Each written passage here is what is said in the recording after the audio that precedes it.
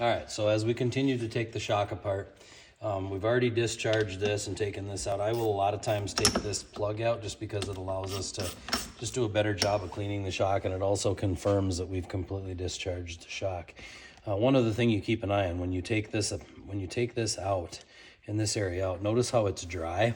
If this is wet, in other words, if it's got oil in it or any kind of moisture in it, what that means is as we take the shock apart, you're going to learn about these components. But right in here, about in this area, there's a solid piston that floats in this shock called the internal floating piston, often referred to as the IFP.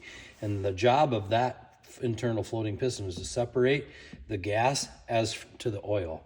Now, obviously, if that piston, the outer wear ring on the outside of that, if that's worn out, it will let oil bypass around it or pass by it, and you'll end up with some oil down in this area. So this is our first inspection point where we look at this and say that the internal floating piston is okay, and more than likely we don't need to do any repair to that.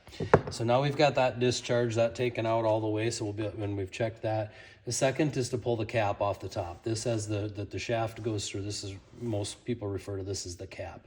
So this comes apart in a lot of different ways on different models.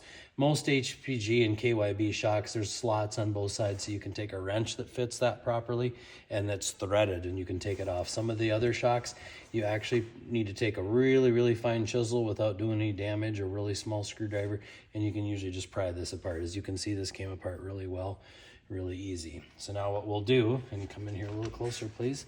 Now the next step, what we're gonna do is this right here. We're gonna push down, and as we put that down, there's gonna be a circlip that's gonna be exposed.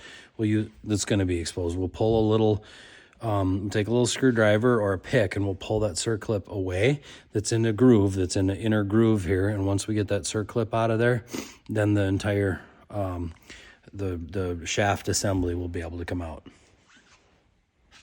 You can pause.